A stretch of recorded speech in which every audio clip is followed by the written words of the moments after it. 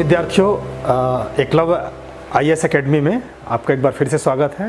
मैं Ajay Kumar Singh, assistant professor in Chhattisgarh agriculture college. आज आपको जिस विषय के बारे में हम बताने वाले हैं या जिसका अध्ययन हम करने वाले हैं वो बेहद ही इम्पॉर्टेंट आपका टॉपिक है और इससे बेहद क्वेश्चन बनते हैं। या एक तरह से कहना चाहिए कि ये एग्रीकल्चर का एक टेक्निकल जो सेक्शन होता है उसका ये पार्ट है और इसमें जो फैक्ट्स हैं वो इस तरह से हैं कि आपके सारी चीज़ें जो हैं टू द पॉइंट हैं, तो इससे क्वेश्चन जो बनते हैं वो काफ़ी ज़्यादा बनते हैं। तो ये टॉपिक जो अपन देख रहे हैं वो है आपका डिजीज़ ऑफ हॉर्टिकल्चरल क्रॉप।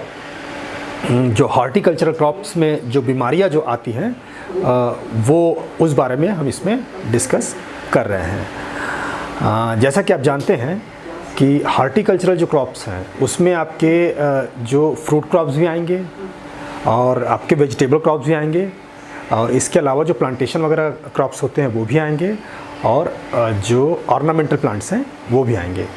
लेकिन एग्ज़ाम के पॉइंट ऑफ व्यू से आपका जो दो सेक्शन जो है, मतलब आपका जो फ्रूट क्रॉप्स के जितने भी डिजीज़ हैं वो इम्पॉर्टेंट हैं और वेजिटेबल्स के जो डिजीज़ हैं वो इम्पॉर्टेंट है। तो हम अपना जो अध्ययन का जो दायरा है हम वहीं तक सीमित रखेंगे और डिज़ीज़ में हम मुख्यतः दो चीज़ पढ़ेंगे कि डिज़ीज़ का आपका कॉजल ऑर्गेनिज़म और सिम्टम क्या है, भाई किन चीज़ों से वो आपका होता है, किस चीज़ों से होता है और उसके आने से या उसका इन्फेक्शन हो जाने पे प्लांट में किस तरह का सिम्टम दिखाई देता है। और सिम्टम को अध्ययन करने का उद्देश्य ये होता है कि हम उसको आइडेंटिफाई कर पाएँ, बहुत पहले ही आइडेंटिफाई कर पाएँ कि भाई इसमें इस तरह की डिजीज़ आ रही है, ताकि अपन उसका कंट्रोल कर सके टाइमली या उसके पहले भी अपन प्रिवेंशन अपन उसका कर सके। यदि हमको पहले से मालूम हो कि इस तरह की डिज़ीज़ इस टाइप की फील्ड में पाई जाती है तो ये अपन कर सकते हैं। और फिर दूसरा है कि उसका कंट्रोल मेज़र, हम जब उसको आइडेंटिफाई कर लिए तो किस तरह से कंट्रोल हम करें। तो इसमें मुख्यतः जो हम डिस्कस करेंगे वो केमिकल मेथड्स का डिस्कशन होगा और इसके अलावा भी जो आपके कुछ मेथड्स हैं, जो कल्चरल प्रैक्टिसेस हैं, कुछ चीज़ें हैं, उनको भी अपन डिस्कस करेंगे। लेकिन मुख्यतः जो जोर होगा एग्ज़ाम के पॉइंट ऑफ व्यू से आपका जो केमिकल कंट्रोल होता है उसका जो हम अध्ययन करेंगे, क्योंकि सीधे आपका जो डिज़ीज़ का नेम और इसके कंट्रोल मेज़र में कुछ केमिकल्स हैं जिनके नाम आपके एग्ज़ाम में आते हैं। तो वो नाम किस टाइप के, वो केमिकल जो है किस तरह के डिज़ीज़ में या किस तरह की कॉजल ऑर्गेनिज़म में उसका उपयोग किया जाता है, इसकी मोटे रूप से अपने को जानकारी हो जानी चाहिए। मतलब सिंपल सी बात यह है कि मुख्यतः क्या होता है कि आपका जो डिज़ीज़ है वो या तो फंगस से फैलेगा या तो फिर आपका बैक्टीरिया से फैलेगा। मुख्य रूप से जो पैथोजेंस हैं जिसको हम सारी बीमारियों को, डिजीज़ को हम यदि अपन बांटें तो मुख्य रूप से हो गया फंगस हो गया, जिसको अपन फफूंद कहते हैं, उसके थ्रू फैल सकता है। दूसरा हो गया आपका बैक्टीरिया हो गया, जिसको हम जीवाणु कहते हैं, उसके माध्यम से ये फैल सकता है। और तीसरा जो है वायरस हो गया या विषाणु जो हो गया उसके माध्यम से फैल सकता है। और इसके अलावा नेमेटोड्स वगैरह भी ऐसे हैं जिनके माध्यम से कुछ बीमारियां फैलती हैं और जो एग्ज़ाम के पॉइंट ऑफ व्यू से काफ़ी इम्पॉर्टेंट है। तो हम इन सब चीज़ों का अध्ययन करेंगे। तो उसमें क्या होता है कि जो आपका कंट्रोल मेज़र है, भाई फंगस होगा तो एक डिफरेंट टाइप का कंट्रोल मेज़र रहेगा, बैक्टीरिया होगा तो डिफरेंट टाइप का कंट्रोल मेज़र रहेगा और फिर आपका वायरस है तो दूसरे टाइप का कंट्रोल मेज़र रहेगा। तो जो दवाइयों की कौन कौन सी कैटेगरी है और किस किस तरह की दवाइयाँ इन अलग अलग बीमारियों में उपयोग की जाती है उसका अपन अध्ययन करेंगे। और इसके अलावा बीमारी के कंट्रोल के लिए या रोग के कंट्रोल के लिए हम उसका भी अध्ययन करते हैं कि जो इंसेक्ट्स हैं उनको हम कैसे कंट्रोल करें। तो इंसेक्ट का पार्ट तो हम अलग से पढ़ेंगे, लेकिन इसमें भी रोग में भी इंसेक्ट्स को हमको पढ़ना पड़ता है।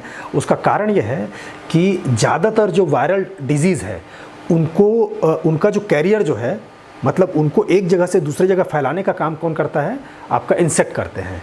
तो जब वायरल डिजीज़ को आपको कंटेन करना है या वायरल डिजीज़ को आपको रोकना है तो सबसे पहले आपको उसको फैलाने वाले या उसका जो डिस्पर्शन जो करने वाला जो फैक्टर है उसको आपको कंट्रोल करना होगा। तो ज़्यादातर केस में इंसेक्ट ही इसके उसके लिए फैलाव के लिए जिम्मेदार होते हैं। तो इंसेक्ट को भी किस तरह से कंट्रोल करना है, इन चीज़ों को हम इसमें देखेंगे। तो देखते हैं जैसे आपका disease of horticultural crop. Horticultural मतलब आपका उद्यानिकी फसलें।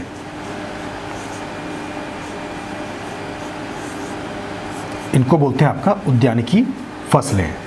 तो उद्यानिकी फसलों में किस तरह के आपके क्रॉप्स आपके किस तरह के बीमारियां जो हैं वो दिखाई देती हैं, उसका सिम्टम, उसका कॉजल ऑर्गेनिज्म और उसका कंट्रोल मेजर हम देखेंगे।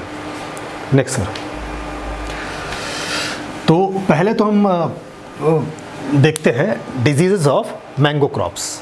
जो आम है, आम में किस तरह का डिजीज़ पाया जाता है। वैसे तो कई तरह के डिजीज़ में पाए जाते हैं, लेकिन जो एग्ज़ाम के हिसाब से जो जहाँ से क्वेश्चन आपके बनते हैं और जो फेमस डिजीज़ हैं उनका हम अध्ययन इसमें करेंगे। तो पहला हो गया आपका एंथ्रेक्नोज। एंथ्रेक्नोज जो है आम में पाई जाने वाली बहुतायत में पाई जाने वाली बीमारी है। इसको आम के बाग में आप इजीली आइडेंटिफाई कर सकते हैं। और इसके अलावा आपने कभी नहीं देखा होगा तो कभी आम के बाग में आप गए होंगे, तो जिस तरह का कोई चीज़ आपने देखा होगा उस सिम्टम को यहाँ के सिम्टम से आप आइडेंटिफाई कर पाएंगे। फिर दूसरा आपका पाउडरी मिल्ड्यू, या इसी को हम सफ़ेद चूर्णी रोग भी हिंदी में कहते हैं। सफ़ेद चूर्णी रोग इसलिए कहा जाता है कि इसमें सफ़ेद रंग का जो चूर्ण जो है वो फंगस की वजह से बनता है, तो इसे हम सफ़ेद चूर्णी रोग भी कहते हैं। और तीसरा है आपका mango malformation.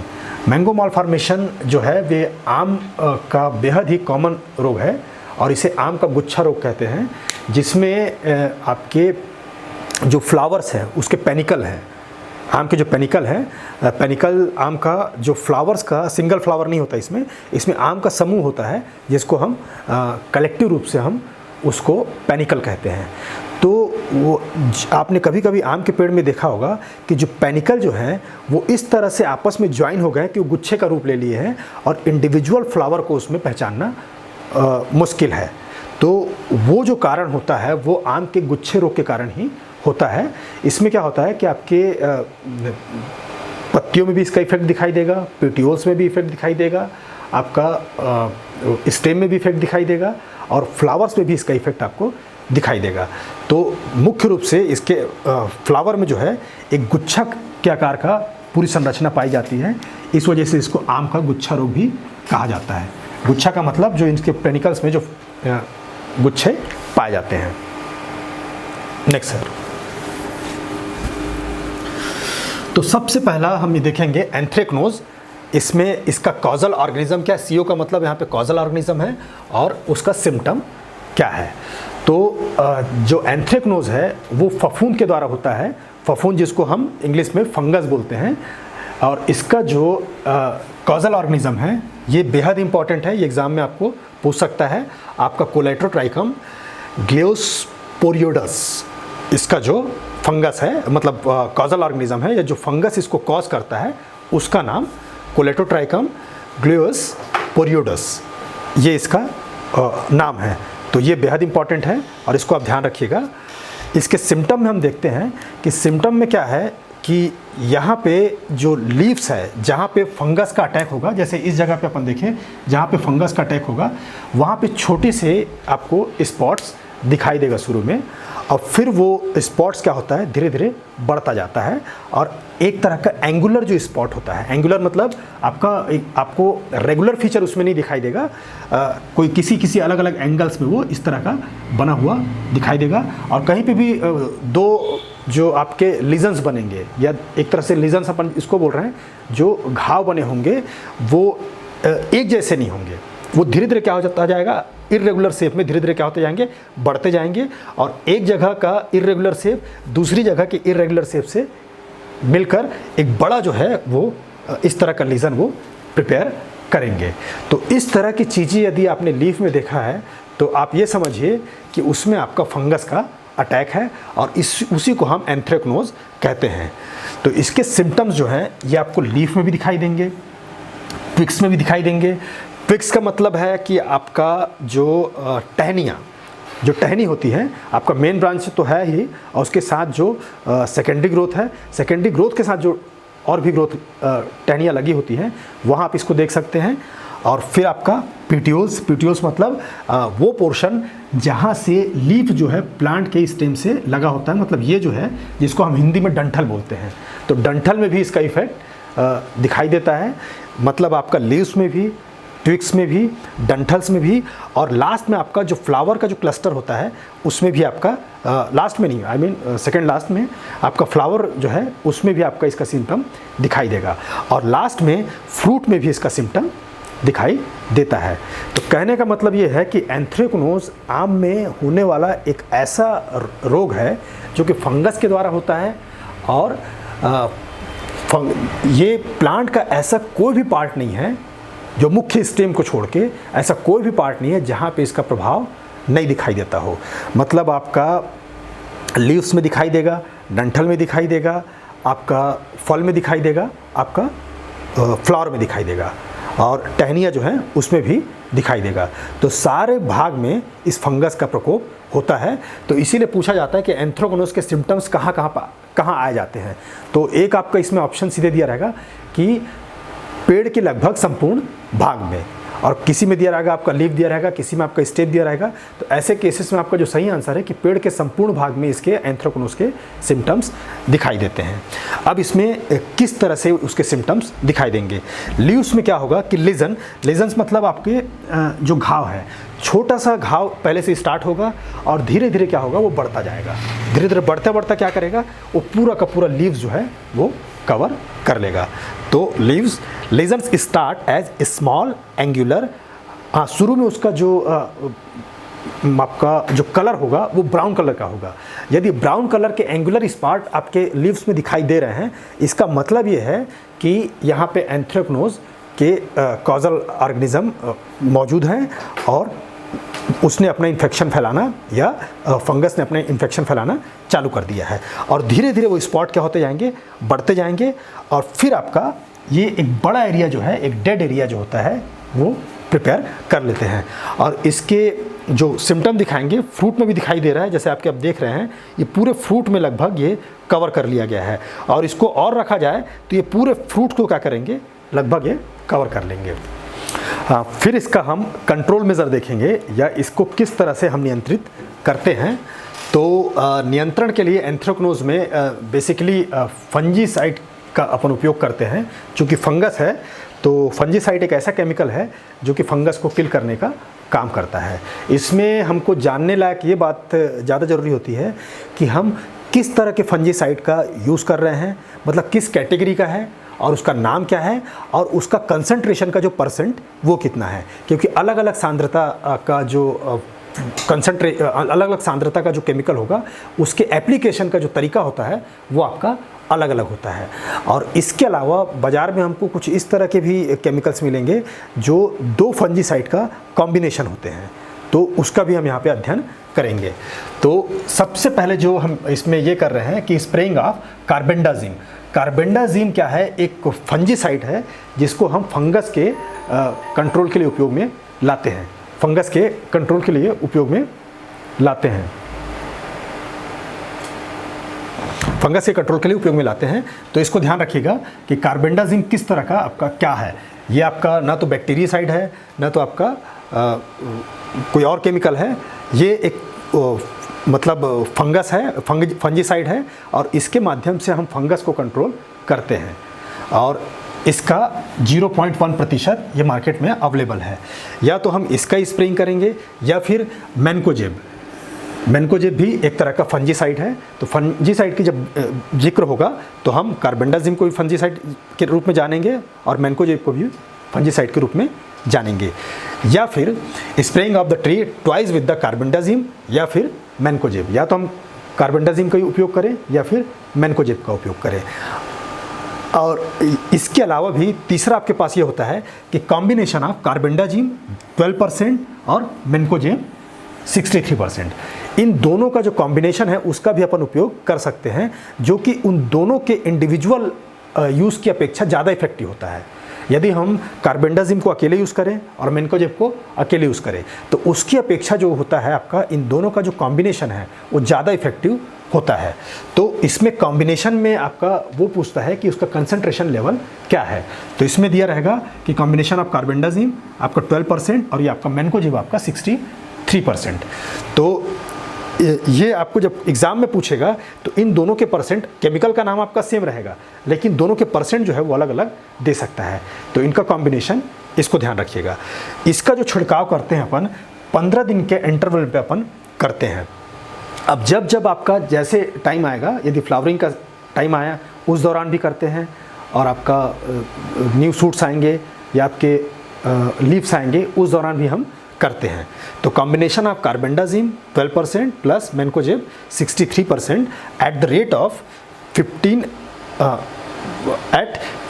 Days interval during flower to control blossom infection. जब फ्लावर में इन्फेक्शन आए तो 15 दिन के इंटरवल में हम इसको करते हैं। And twice during peanut stage. Peanut stage का मतलब ये है जब वो पी के आकार का, जब इसका सिम्टम मतलब पी आपका जो मटर के आकार का जब इसका दाना दिखाई देता है तब इसमें हमको कंफर्म हो जाना चाहिए कि इसमें एंथ्रेक्नोज का इफेक्ट आ चुका है या ये एंथ्रेक्नोज से ग्रसित है। तो उस स्टेज में इसको हमको छिड़काव करना चाहिए ताकि फ्रूट्स में इसका इन्फेक्शन ना आए। अब इसमें एक और इम्पॉर्टेंट बात है, जैसे जनरली फील्ड में इसका उपयोग किया जाता है कि हम कार्बेंडाजिम और मेनकोजेब इसको हम अल्टरनेट तौर पे अपन इसका उपयोग करते हैं। मतलब पहले हम कार्बेंडाजिम करेंगे, फिर 15 दिन बाद मेनकोजेब का उपयोग करते हैं, फिर 15 दिन बाद अपन कार्बेंडाजिम का यूज़ करते हैं। तो इस तरह का उपयोग कभी भी खासकर कार्बेंडाजिम और मेनकोजेब इनके मामले में नहीं करना चाहिए। ऐसा करने पे क्या होता है कि जो फंगस है, फंगस में एक तरह का रेजिस्टेंस जो है वो डेवलप हो जाता है। मतलब या तो आप सिंपली क्या करिए, या तो कार्बेंडाजिम यूज़ करिए या फिर मेनकोजेब यूज़ करिए, उसमें दोनों को मिक्स मत करिए। मतलब आपका दोनों अलग अलग एक ही डायरेक्शन में आप यूज़ करिए। यदि कार्बेंडाजिम यूज़ कर रहे हैं तो कार्बेंडाजिम ही यूज़ करिए पूरे सीज़न में, और मेनकोजेब यूज़ कर रहे हैं तो पूरे सीज़न में मेनकोजेब यूज़ करिए। इस तरह से मत करिए कि एक आपका छिड़काव में आपने कार्बेंडाजिम को यूज़ किया है और दूसरे छिड़काव में मेनकोजेब को यूज़ किया है। ऐसे केस में आपका धीरे धीरे क्या होगा कि दोनों ही दवाइयों का इफेक्ट कुछ नहीं होगा और फंगस उसके प्रति एक तरह का रेजिस्टेंस डेवलप कर लेगा और उस उद्यान में उसको कंट्रोल करना मुश्किल हो जाएगा। हाँ, इन दोनों का यदि कॉम्बिनेशन आपको यूज़ करना है तो वो एक ही टाइम में आपका इस तरह का केमिकल आता है जिसको अपन एक साथ यूज़ कर सकते हैं, जिसमें कार्बेंडाजिम भी मिलेगा और मेनकोजेब भी मिलेगा। तो इस तरह का केमिकल आपको, जैसे साफ के नाम से, ये इसीलिए इसका नाम है कॉम्बी साफ, और इसमें देखिए कार्बेंडाजिम आपका 12% है और मेनकोजेब आपका 63% है। ये एक तरह का आपका वेटेबल पाउडर होता है। और यहाँ पे ध्यान से देखिए कि यहाँ पे लिखा हुआ है protective and curative fungicide, protective and curative fungicide. तो कार्बेंडाजिम एक तरह का फंजीसाइड है और आपका मेनकोजेब भी एक फंजीसाइड है, इसको आप ध्यान रखिएगा।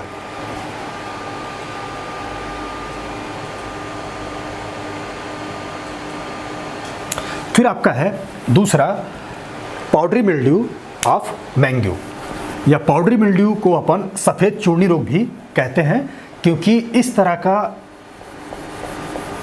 का जो रोग है उसमें आपको जो मैंगो के लीव्स हो गए या फिर जो प्लांट पार्ट्स हैं उसमें आपको सफ़ेद कलर का पाउडर के जैसा सफ़ेद कलर का चूर्ण जो है चारों ओर पूरे सतह पे छाया हुआ नज़र आएगा। यदि उसके सतह पे पाउडर का आपको इफेक्ट दिखाई दे या पाउडर जैसा चूर्ण दिखाई दे तो ये शर्तिया तौर पे मान के चलिए कि वो आपका पाउडरी मिल्ड्यू का अटैक है। जैसे पिछले केस में लीजन बनते हुए देखा था तो वो एक पर्टिकुलर एरिया में होता है, लीफ के पर्टिकुलर एरिया में दिखाई देगा, एक छोटे से हिस्से से स्टार्ट होकर वो धीरे धीरे बढ़ता जाएगा।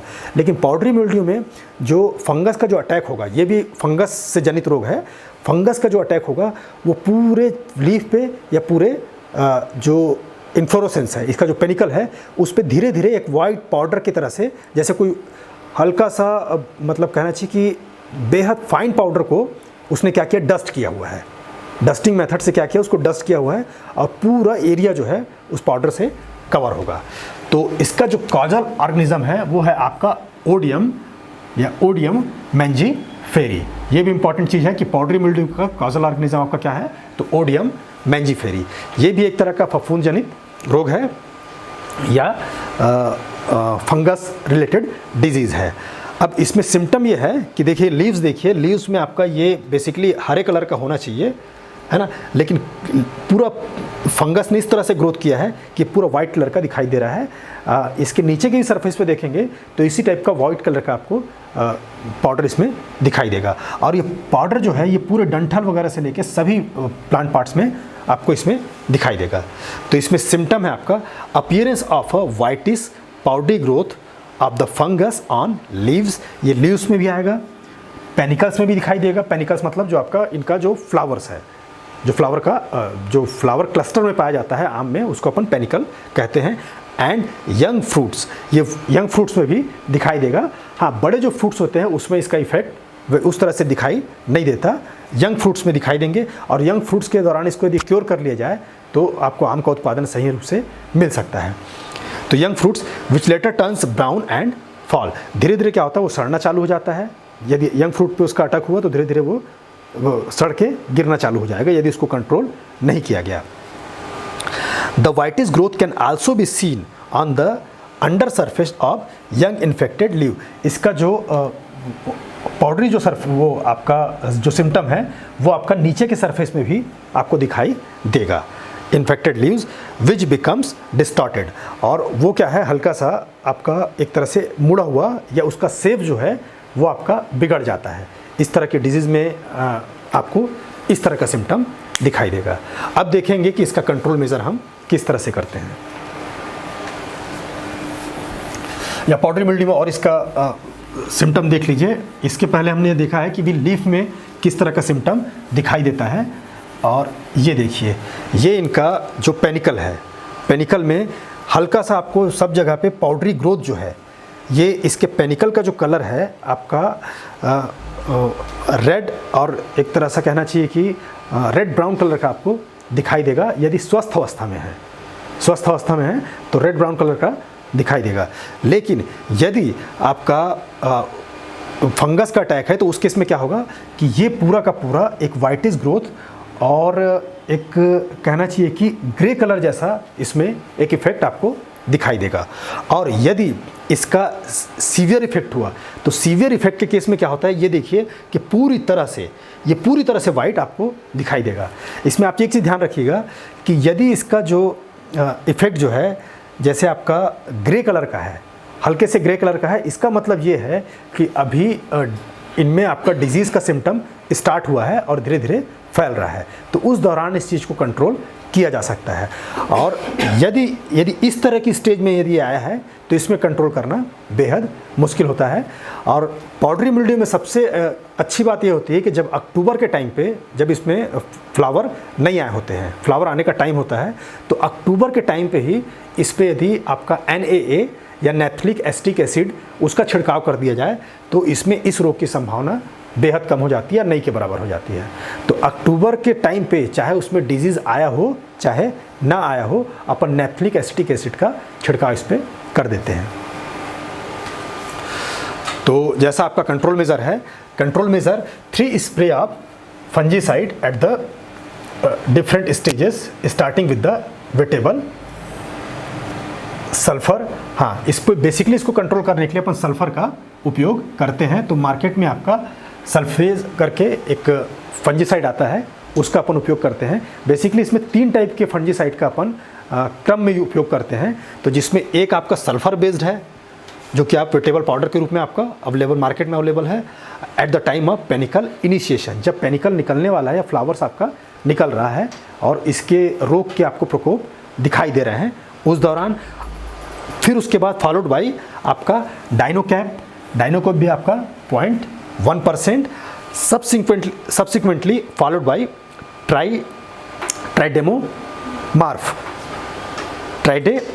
ट्राइडेमार्फ जो कि 0.1% है।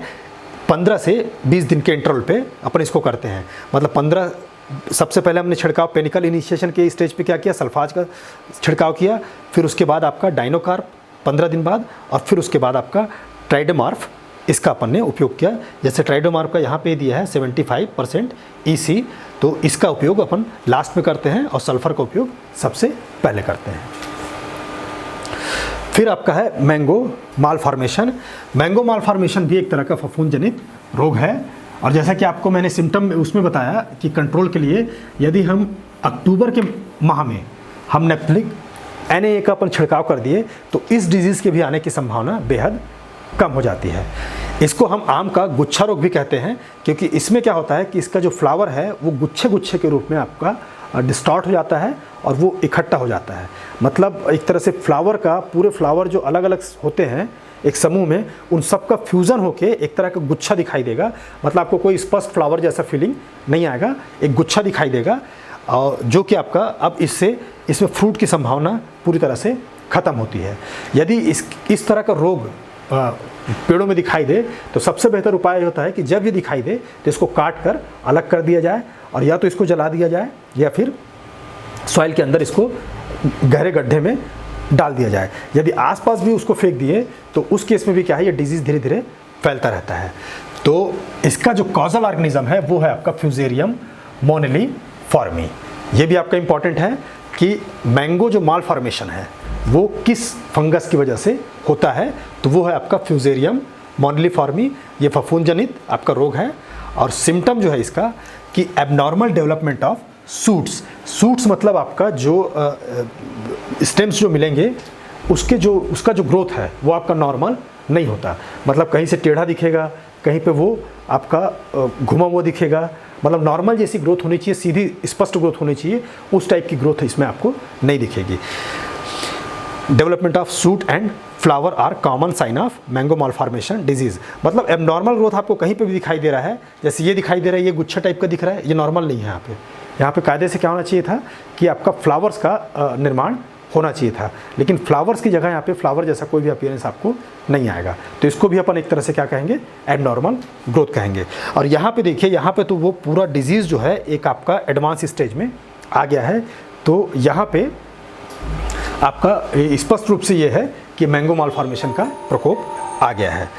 तो growing point such as leaf and stem buds produce clusters of misshapen flowers. जो ग्रोइंग पॉइंट्स का मतलब यह है कि जहाँ पे आपका मेरी स्टेम उतक होते हैं, वहाँ पे क्या होगा, वही रीजन जो है वो आपका डिस्टॉर्ट हो जाता है, या वही रीज़न क्या है वो डैमेज होना स्टार्ट हो जाता है। तो जब वो रीज़न डैमेज होना स्टार्ट हो गया, तब क्या होगा कि वहाँ पे जो भी ग्रोथ होगा वो नॉर्मल ग्रोथ ना होके वही एबनॉर्मल ग्रोथ स्टार्ट हो जाएगा, और एक तरह की एबनॉर्मेलिटी जो है वो आपको उसमें दिखाई देगी। तो जहाँ पे एबनॉर्मल ग्रोथ की बात आई तो उसमें जो आप डिजीज़ है वो होगा आपका मैंगो मालफॉर्मेशन, और ये आपका फ्यूजेरियम मोनेलिफॉर्मी की वजह से होता है। अब इसमें देखते हैं कि इसका कंट्रोल हम किस तरह से करते हैं।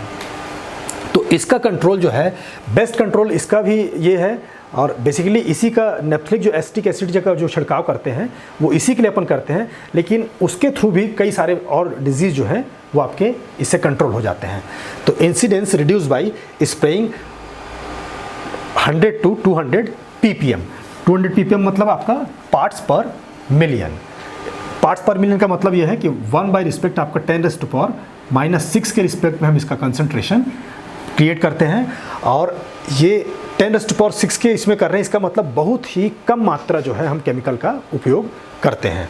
तो नेफ्थलिक NaA का मतलब है नेफ्थलिक एसिटिक एसिड, और इसका जो छिड़काव जो किया जाता है ये अक्टूबर के मंथ में किया जाता है। कुछ दिन बाद इसमें मैंगो के प्लांट में आपको फ्लावर्स दिखाई देंगे, तो उसके आने से पहले ही अपन क्या करें कि हम अक्टूबर में उसका छिड़काव कर दें। Pruning of diseased part along with the basal 15 से 20 centimetre, apparently healthy portions followed by the spraying of carbendazim. हाँ, दूसरा यह है कि जब डिजीज़ उसमें आ चुका है, ये तो उस समय की बात है जब डिजीज़ आई नहीं है, हमने अक्टूबर में उसका कंट्रोल कर दिया है। जब डिजीज़ आ गया है तो हम डिजीज़ पार्ट का पूरा अपन प्रूनिंग कर देते हैं, मतलब उसमें काट छाट कर देते हैं। अब काट छाट में ये ध्यान रखते हैं कि जहाँ से डिजीज़ आया केवल वहीं से नहीं काटते हैं, हम कम से कम जो उसका जो आधार भाग है 15 से 20 सेंटीमीटर, क्योंकि डिजीज़ का इफेक्ट जो है वो उसके आसपास के एरिया में भी फैला होता है। यदि हमने केवल डिजीज़ पार्ट को हटाया जो दिखाई दे रहा है और अंदर के पार्ट को नहीं हटाया, तो डिजीज़ आपका वो वहीं का वहीं बना रहता है, मतलब पेड़ में ही मौजूद होगा और धीरे धीरे क्या है वो अपना टाइम टू टाइम क्या करेगा, वो अपना सिम्टम्स प्रोड्यूस करता रहेगा। तो आधारी जो 15 से 20 सेंटीमीटर वहाँ से अपन इसको क्या करेंगे, वहाँ उस एरिया से लेकर उसको काटेंगे और उसके बाद कार्बेंडाजिम एक तरह का फंजीसाइड है, उसको अपन इस पर स्प्रे कर देंगे। तो जैसे यहाँ पे देख रहे हैं आपका नेथलिक, आपका NA क्या मतलब, ये एग्ज़ाम के हिसाब से इम्पॉर्टेंट चीज़ है आपका नेथलिक एसिटिक एसिड, ये एक तरह का प्लांट हार्मोन है और इसको हम इसमें छिड़काव करते हैं। फिर आता है ये आपके सारे फंगल डिजीज़ थे। अब इसमें अपन देखेंगे कि केले में या बनाना जो है उसमें किस तरह का डिजीज़ आपको दिखाई देता है। तो मुख्य जो बनाना में जो एग्ज़ाम के हिसाब से जो डिजीज़ पूछे जाते हैं वो है आपका फ्यूजेरियम विल्ट, आपका सिगाटोका लीफ स्पॉट और आपका मोकोविल्ट और बंचिटा डिजीज़ जो है। तो इसमें से ये पूछेगा आपको कि इनके कॉजल ऑर्गेनिज्म क्या है और ये किन किन कारणों से होता है, मतलब आपका बैक्टीरिया से होता है कि फंगस से होता है कि आपका वायरस से होता है, और इनके सिम्टम्स किस टाइप के होते हैं, क्योंकि कुछ पर्टिकुलर डिजीज़ में पर्टिकुलर टाइप के सिम्टम दिखाई देते हैं। और फिर इसके अलावा इनके कंट्रोल मेज़र क्या क्या है, ये भी एग्ज़ाम के हिसाब से इम्पॉर्टेंट है। तो हम इसका अब इंडिविजुअल जो है स्टडी अपन करेंगे। तो पहला है आपका फ्यूजेरियम विल्ट। जैसा फ्यूजेरियम के नाम से आपको अनुभव होगा कि ये भी क्या है, फंगल डिजीज़ है या फफूंद के द्वारा होने वाला डिजीज़ है। लेकिन अभी जो हम आम का जो डिजीज़ बता रहे थे वो भी फंगस के द्वारा होता है, लेकिन ये मृदा में जो आपके फंगस जो मौजूद होते हैं उसके माध्यम से फैलने वाला रोग है। मतलब ये आपके प्लांट में तो दिखाई देंगे, लेकिन प्लांट से अफेक्ट होकर जो वही मृदा में क्या है लंबे समय तक सर्वाइव करते हैं। तो चूंकि ये मृदा जनित रोग है तो इसका कंट्रोल मेज़र भी क्या है उस हिसाब से चेंज हो जाता है। हम मृदा में क्या है उसका ट्रीटमेंट करते हैं और उस हिसाब से हम क्या करेंगे, इस डिजीज़ को हम कंट्रोल करेंगे। तो इसका जो कॉजल ऑर्गेनिज्म है, आपका फ्यूजेरियम ऑक्सीस्पोरम। आपका फ्यूजेरियम विल्ट जो है उसका कॉजल ऑर्गेनिज्म आपका फ्यूजेरियम ऑक्सीस्पोरम। जो आपको एग्जाम में पूछेगा वो पहला नेम जो है आपका जीनस वाला जो नेम है वो आपका सबका सेम रहेगा, केवल ये वैल्यू आपकी अलग रहेगी। तो इसमें ध्यान रखिएगा कि फ्यूजेरियम विल्ट का बेसिकली कॉजल ऑर्गेनिज्म आपका ऑक्सीस्पोरम होता है, या फिर पूरा नाम जो है वो फ्यूजेरियम ऑक्सीस्पोरम है, और ये मृदा द्वारा फफूंद जनित रोग है, इसका भी आप ध्यान रखिएगा। इसके सिम्टम में आपका symptoms are characterised by yellowing of leaves from margin inwards toward midrib. यहाँ पे देखिए ये आपका इसका प्लांट है, केले का प्लांट है या केले का लीफ है। तो केले के लीफ में इसके सिम्टम जो है जो सबसे पहले कहाँ पे आएंगे, मार्जिन पे आएंगे। इसके सिम्टम आपको मार्जिन पे दिखाई देंगे, मतलब जो आपका मिडरिब जो है या मिडिल लेमा है उसमें आपको सिम्टम पहले दिखाई नहीं देगा। जैसे हमने एंथ्रेक्नोज में देखा था, एंथ्रेक्नोज में वो कहीं से भी स्टार्ट हो सकता था, लेकिन इसमें इस तरह का केस आपको दिखाई नहीं देगा। सबसे पहले जो इसके सिम्टम्स आते हैं वो आपके मार्जिन में आएंगे, मतलब जो आपका मार्जिनल एरिया जो है लीफ का वहाँ पे आएगा, और वहाँ से धीरे धीरे क्या होगा, ये बढ़ता हुआ जाएगा और एक ऐसा स्टेज आ जाएगा जब पूरे इसके मिड रिब को कवर कर लेगा और पूरी तरह से डैमेज कर देगा। जैसे यहाँ पे देखिए इन्फेक्शन आपका अभी कम है, लेकिन इस जगह पे आपका इन्फेक्शन देख लिए ये आपका ज़्यादा है, मतलब इससे पूरा जो आपका लीफ जो है वो आपका अफेक्टेड है। और ये डिजीज़ जो है वो इस तरह से प्लांट को अफेक्ट करता है कि पूरे लीफ को क्या है ये डैमेज कर देता है, जिसमें फोटोसिंथेसिस की जो प्रक्रिया है या प्रकाश संश्लेषण की जो प्रक्रिया है वो क्या होती है, रुक जाती है, जिससे प्लांट का क्या है अल्टीमेटली एक तरह से फूड का जो प्रोसेस है वो आपका रुक जाता है। और साथ ही साथ जब इसको हम काट के देखेंगे तो इनके जाइलम और फ्लोएम उसमें भी क्या करते हैं कि ये अपना इफेक्ट डालता है, जिससे क्या होता है कि पानी का जो संवहन है वो आपका रुक जाता है। तो प्लांट ऐसी स्थिति में क्या होगा कि प्लांट में पानी भरा होने के बावजूद भी, विल्ट के केस में आपका प्लांट में पानी भरा होने के बावजूद भी प्लांट आपका सूखा रहेगा। मतलब उसमें सूखने की वजह से क्या उसकी डेथ होगी, जबकि प्लांट में पूरा पानी भरा रहेगा। तो उसका कारण ये है कि वो जाइलम के थ्रू जो पानी को लेने की उसकी जो कैपेसिटी होती है वो स्ट्रक्चर आपका ख़राब हो जाता है, जिससे प्लांट जो है पानी को रिसीव नहीं कर पाता है। मतलब वो सिस्टम इसमें सबसे ज़्यादा अफेक्ट होता है जो प्लांट में अलग अलग पार्ट पानी पहुँचाता है। दूसरा सिम्टम जैसे इसमें ये देखेंगे कि इसमें जो पिट्यूल्स है, पिट्यूल्स में बकलिंग हो जाती है। ये पूछा जाता है पिट्यूल्स में बकलिंग का मतलब ये है कि आपका ये जो पिट्यूल्स है, पिट्यूल्स मतलब आपका जो डंठल वाला पोर्शन है, डंठल इस तरह से लटक जाएंगी। ये गिरते नहीं हैं, ये गिरेंगे नहीं, ये डंठल इस तरह से धीरे धीरे जब इफेक्ट इसका आएगा तो ये लटक जाते हैं।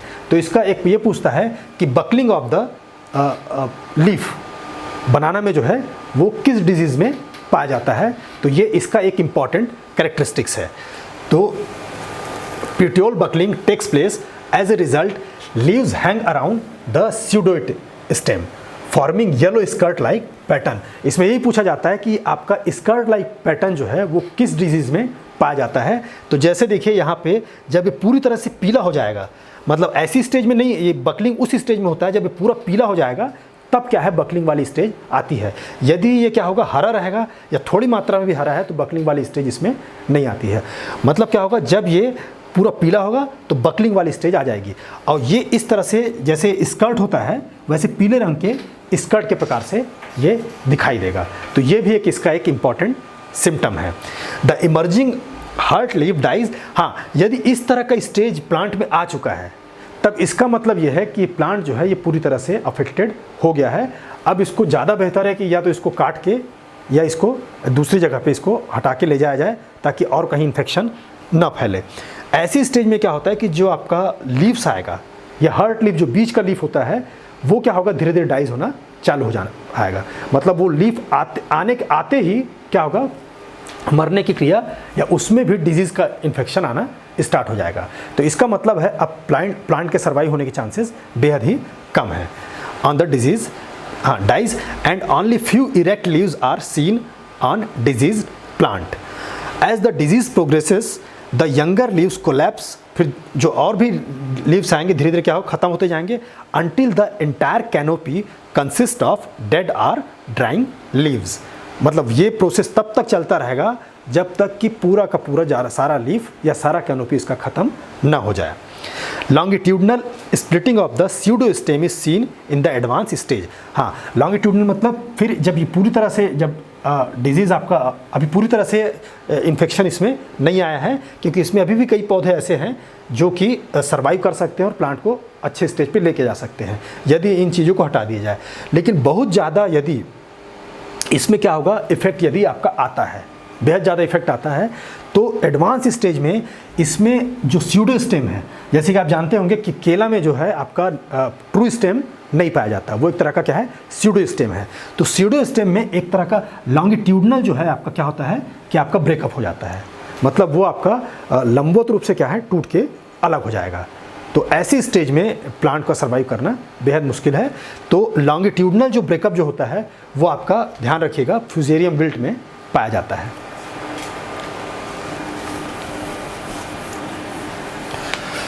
यहाँ पे जैसे मैंने आपको बताया कि विल्ट के बारे में एक चीज़ फेमस है कि विल्ट एक ऐसा डिजीज़ है कि यदि प्लांट सूख रहा है तो किसान क्या समझेंगे या जो भी फार्मर ये समझेगा कि आपका इसमें पानी की कमी है और उसके इसमें पानी देता है, वो पानी लगातार देता है, लेकिन पानी देने के बाद भी उसकी स्थिति सुधरती नहीं है, प्लांट की स्थिति नहीं सुधरती।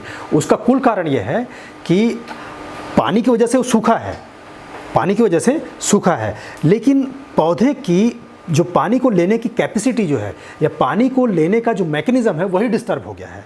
तो उसको पानी देने से भी उसमें कोई भी इम्प्रूवमेंट नहीं आएगा। भाई जाइलम फ्लोएम जो इस तरह के संवहन आपके उतक है जो कि पानी और फूड को क्या करते हैं एक जगह से दूसरी जगह पौधों तक पहुंचाते हैं।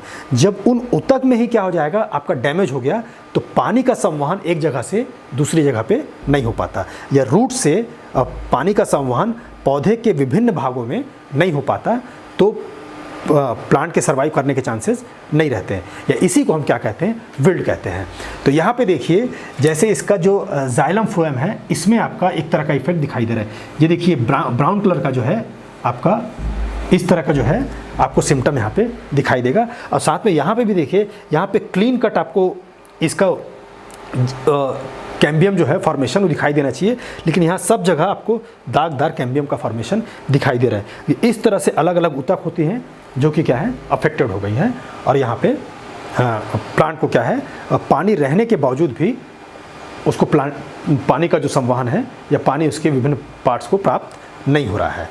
तो the infected rhizome when cut, यदि राइजोम को जब काटा जाता है तो when cut shows the pinkish discolouration of vascular strands. Vascular strands का मतलब यह है कि जाइलम और फ्लोएम जो है उसकी बात कर रहे हैं, इन pseudostem and brown discoloration of the corm. इसमें पिंकिश कलर का आपको डिस्कलरेशन दिखेगा और ब्राउन कलर का डिस्कलरेशन दिखेगा।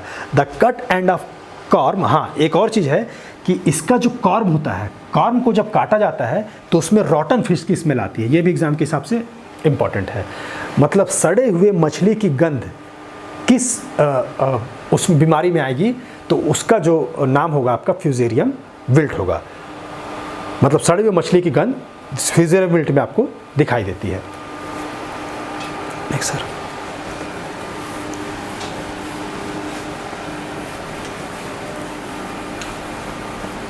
अब इसके कंट्रोल मेजर के बारे में हम चर्चा करेंगे।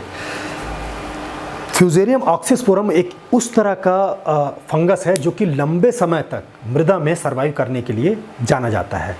और ये लंबे समय तक मृदा में सर्वाइव करता है, इसीलिए क्या है कि प्लांट को आप कंट्रोल कर भी लेते हैं तो भी वो मृदा में अपना अस्तित्व बनाए रखता है। तो एक बार आपने प्लांट को कंट्रोल कर लिया, इसका मतलब ये नहीं कि अगले साल वो नहीं आएगा, अगले साल भी उसके आने की पूरी संभावना बनी रहती है। इसीलिए अपन इसको ये करते हैं कि considering the long term survival of fusarium oxysporum in soil, proper field sanitation, field को आपको प्रॉपर तरीके से साफ करना चाहिए, use of disease free planting materials, या फिर टिश्यू कल्चर के थ्रू यदि अपन प्लांट ले रहे हैं तो जो भी अपन मटेरियल ले रहे हैं प्लांट करने के लिए वो आपका क्या होना चाहिए, डिजीज़ फ्री होना चाहिए। मतलब उसमें फ्यूजेरियम ऑक्सीस्पोरम का इफेक्ट नहीं आना चाहिए।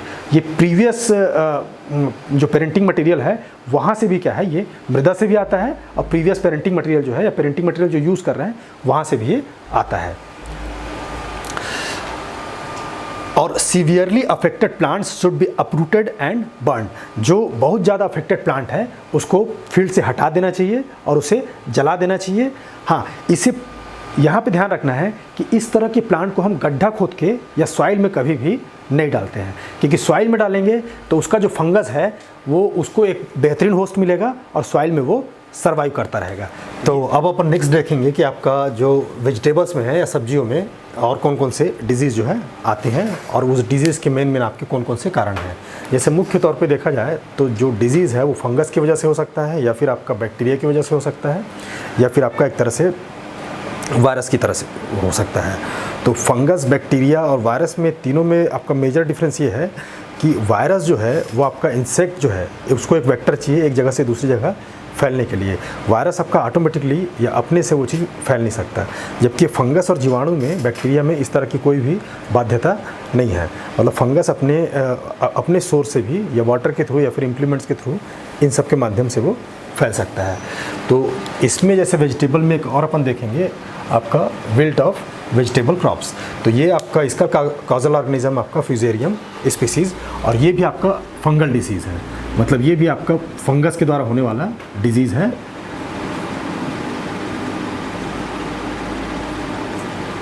फंगल के द्वारा आपका होने वाला डिजीज़ है। इसमें बेसिकली शुरू में क्या होता है कि आपका जो लीव्स है, लीव्स आपका धीरे धीरे येलो होगा, और येलो होने के बाद वो धीरे धीरे स्टेम पे अपना इफेक्ट डालता जाएगा, और लास्ट में आपका ऐसी स्टेज आ जाएगी कि पूरा प्लांट यदि पानी है भी इसके बावजूद क्या होगा कि आपको सूखा हुआ नज़र आएगा। यहाँ पे जैसे अपन देख रहे हैं कि यहाँ पे इसका स्टेम जो है वो आपका पूरी तरह से सूख गया है, और इसमें ऐसा लग रहा है कि इसमें पानी की कमी है। लेकिन पानी की कमी नहीं ना होने के बावजूद ऐसी स्थिति देखी जा सकती है। ये विल्ट का एक कैरेक्टरिस्टिक्स एक तरह से कहना चाहिए कि ये सिम्टम है। तो इसको जब अपन देखना चाहेंगे तो इसका कारण ये है कि जब अपन इसके स्टेम को काटेंगे, जैसे हम यहाँ पे दिखा रहे हैं, तो स्टेम के अंदर देखेंगे तो इनका जाइलम फ्लोएम जो वस्कुलर जो बंडल होता है, वो वस्कुलर बंडल को क्या करता है, ये अफेक्ट करता है। जैसे यहाँ पे अपन देखेंगे तो ये आपका स्वस्थ पौधा है और ये आपका ग्रसित पौधा है।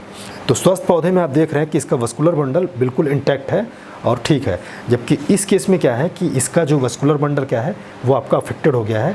अब वस्कुलर बंडल वो सिस्टम होता है जो कि किसी भी प्लांट में आपका फूड और वाटर के लिए आपको कैरी करने के लिए जिम्मेदार होता है। मतलब फूड को और वाटर को वो रूट के माध्यम से, रूट से एब्जॉर्ब करके उसको प्लांट के अलग अलग पार्ट्स में लेके जाता है। तो यदि वस्कुलर बंडल ही आपका ख़राब हो गया है या वस्कुलर बंडल में ही किसी तरह का डिफॉर्मेशन हो गया है, तो उस केस में वो वाटर को, फूड को कैरी ओवर नहीं कर पाएगा। तो उस केस में फिर उसकी सारी जो फिजियोलॉजिकल प्रोसेस है वो आपकी बाधित हो जाएंगी। तो इसमें मेन जो कारण है कि वस्कुलर सिस्टम जो है प्लांट का अफेक्ट हो जाता है और अब द प्लांट इज़ डिस्कलर्ड। और ये जो है आपका जो लोअर स्टेम्स जो हैं उसमें आपको, या मतलब ये बेसिकली क्या है, रूट्स के माध्यम से धीरे धीरे क्या है ऊपर फैलता है। तो आपको पहले जो इसका इफेक्ट दिखाई देगा वो लोअर स्टेम्स पे दिखाई देगा, लेकिन ज़रूरी नहीं है। यदि प्लांट आपका ज़्यादा ग्रसित है तो उस केस में ये ऊपर के भी स्टेम्स में अपना इफेक्ट डालता है। Next sir.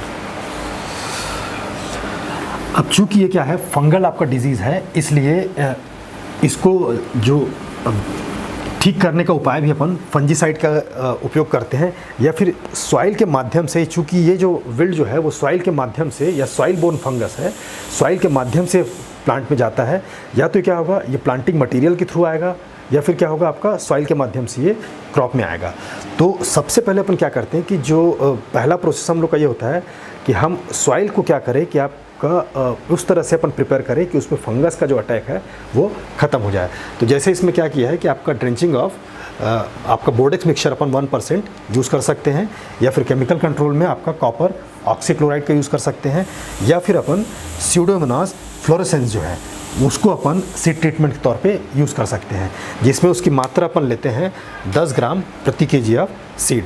जब इस तरह का फंजीसाइड हम सीड ट्रीटमेंट के लेते हैं तो उस केस में अपन क्या करते हैं कि पर केजी जो सीड की मात्रा है, पर केजी जो आपका अपन सीड लेंगे और उसमें से केमिकल की जो रिक्वायर मात्रा है उसको अपन लेंगे। जैसे इस केस में आपका 10 ग्राम है तो 10 ग्राम अपन लेके उसको क्या करेंगे, उस सीड को ट्रीट करेंगे। सीड को ट्रीट करने का मतलब उसको किसी एक मटेरियल में मिला के उसको हम चारों तरफ सीड के तरफ कोट कर देंगे और फिर उसके बाद हम उसकी सोइंग करेंगे। तो इस तरह के ट्रीटमेंट में आपका जो सीड है वो आपका सेफ हो जाता है। अब वो क्या है, फंगस से आपका बचा रहता है। अब ऐसे केसेस में यदि सॉइल के माध्यम से भी फंगस उसके ऊपर अटैक करने की कोशिश कर रहा है, भाई सॉइल में जो फंगस है उसको भी अटैक करने के लिए एक माध्यम चाहिए। तो वो माध्यम यदि सेफ है, वो यदि ठीक है, तो उस केस में फंगस का अटैक क्रॉप पे नहीं होता है। तो स्यूडो नाम का एक आपका ये आता है फंजीसाइड जो बाज़ार में मिलता है, उसके माध्यम से अपन इसको कंट्रोल कर सकते हैं। फिर आता है आपका लीफ स्पॉट्स इन वेजिटेबल।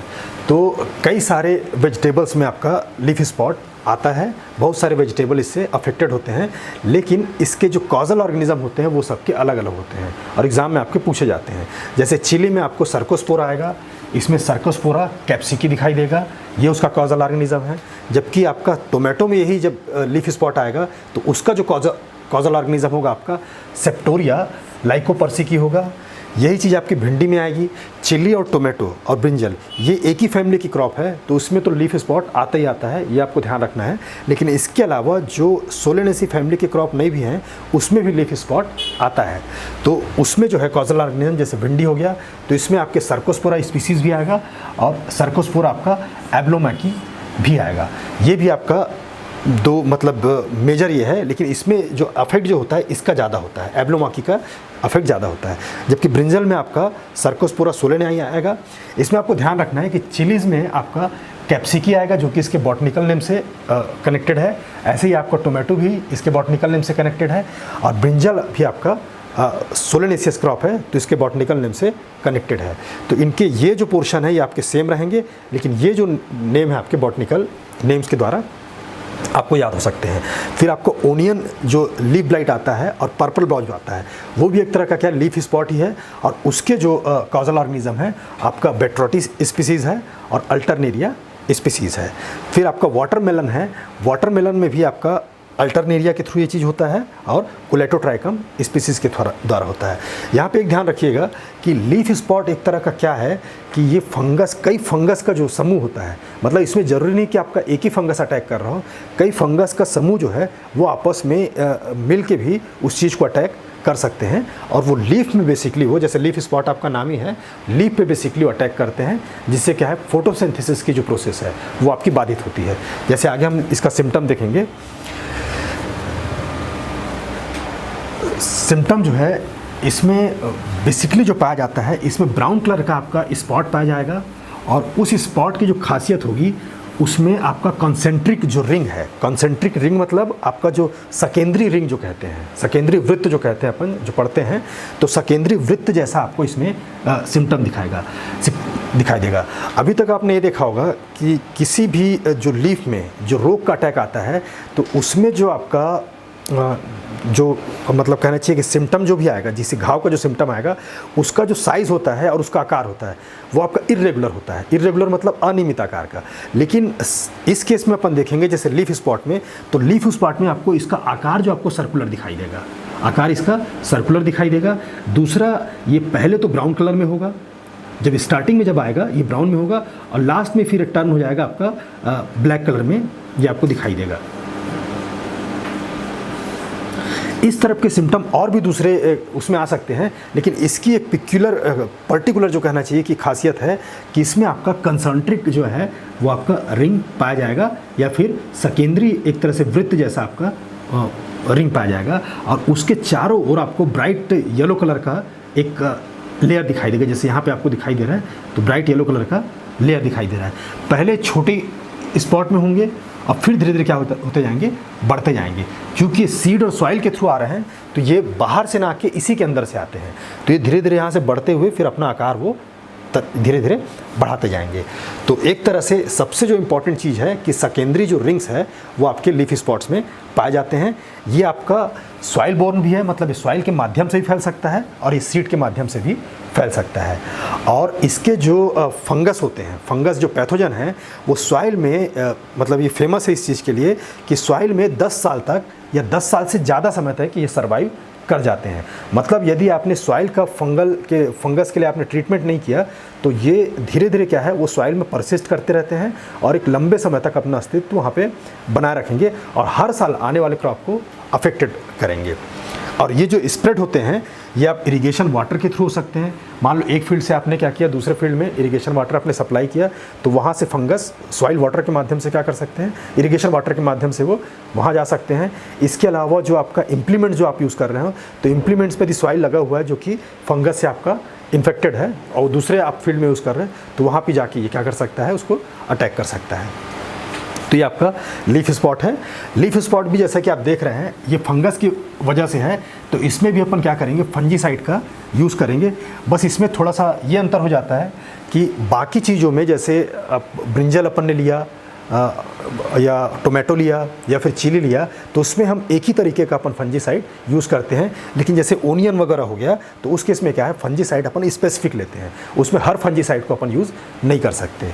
तो एक तरह से जो मैंने एक साथ इसको समराइज़ कर दिया है, लेकिन आप ये चीज़ ध्यान रखिएगा कि लीफ स्पॉट यदि ओनियन में आता है तो उस केस में हम दूसरा फंजीसाइड यूज़ करते हैं, और यही आपका चिली हो गया, टोमेटो हो गया या ब्रिंजल हो गया, उसमें यदि आता है तो हम उस केस में दूसरा फंजीसाइड यूज़ करते हैं। तो इसमें सबसे पहले अपन जब टोमेटो वगैरह के ग्रुप में देखेंगे या सोलेनेसियस क्रॉप देखेंगे तो उसमें अपन सीड ट्रीटमेंट करते हैं कार्बेंडाजिम के माध्यम से, और कार्बेंडाजिम की जो मात्रा लेते हैं अपन 2 ग्राम प्रति केजी आप सीड लेते हैं। इसके पहले आपने देखा था कि उसमें हमने 10 ग्राम लिया था, मतलब जो केमिकल जो है उसके पाउडर की मात्रा 10 ग्राम लिया था और सीड की मात्रा 1 केजी लिया था। जबकि इस केस में जो कार्बेंडाजिम है उसमें इसकी मात्रा हम 2 ग्राम लेते हैं और पर केजी सीड लेते हैं। ऐसा इस वजह से होता है कि इस केमिकल का जो कंसंट्रेशन जो है वो आपका वो ज़्यादा होता है दवाई में। अब कंसंट्रेशन ज़्यादा होने की वजह से उसकी कम मात्रा ही उतने केजी सीड के लिए या उतनी ही मात्रा सीड के लिए इफ़ेक्टिव होती है। फिर दूसरा, यदि सीड ट्रीटमेंट तो हम करते ही हैं, इसके बाद केमिकल का हम इसमें उपयोग कर सकते हैं। जैसे मेनकोजेब जो है, इसके लिए सबसे फेमस जो दवाई है वो मेनकोजेब का अपन उपयोग करते हैं, और उसका कंसंट्रेशन जो है 2 ग्राम जो है मात्रा जो है इसका अपन प्रति लीटर, या 2 ml मात्रा अपन प्रति लीटर इसके उसमें उपयोग करते हैं। फिर तीसरा आपका ये है कि कॉपर ऑक्सीक्लोराइड, मेनकोजेब के अपन जगह अपन कॉपर ऑक्सीक्लोराइड भी यूज़ कर सकते हैं, और दोनों का लगभग आपका जो कंसंट्रेशन आसपास ही होता है। अब यहाँ पे ये जो है, चाहे आप कार्बेंडाजिम के माध्यम से करिए, चाहे मेनकोजेब के माध्यम से करिए, चाहे आपका कॉपर ऑक्सीक्लोराइड के माध्यम से करिए, ये अपन करते हैं सोलेनेसिस के क्रॉप में। लेकिन यदि ओनियन में करना है, या पर्पल ब्लॉच जो आया है, या उसी को हम लीफी स्पॉट कह रहे हैं, उसमें आपको केवल मेनकोजेब का उपयोग करना है। इन 2 का उपयोग आपको नहीं करना है, क्योंकि उसमें इफेक्टिव तरीके से कंट्रोल नहीं होगा। इस केस में अपन मेनकोजेब को यूज़ कर सकते हैं। इसीलिए हम ये कहते हैं कि कोई भी लीफ स्पॉट हो तो सबसे जो फेमस दवाई है वो मेनकोजेब है, क्योंकि मेनकोजेब को हम इसमें भी यूज़ कर सकते हैं और दूसरे ओनियन में भी अपन यूज़ कर सकते हैं। तो इसमें उसको डिफ्रेंशिएट करने की आवश्यकता हमको नहीं पड़ती है। फिर आता है मोज़ेक ऑफ वेजिटेबल्स। अभी तक वेजिटेबल्स का हमने जो भी आपको डिजीज़ बताया वो फंगस से रिलेटेड था और आपका बैक्टीरिया से रिलेटेड था। अभी जो हम आपको बता रहे हैं ये जो है आपका वायरस से रिलेटेड आपके डिजीज़ हैं। अब फंगस में आपने देखा कि एक तरह का इर्रेगुलर जो पैचेस है वो आपका वहाँ से लीफ में आपका बनना स्टार्ट होगा, और धीरे धीरे अलग अलग पैचेस बनेंगे और वो एक दूसरे को क्या करेंगे, ज्वाइन करेंगे, और ज्वाइन करके एक बड़ा आकार ले लेंगे।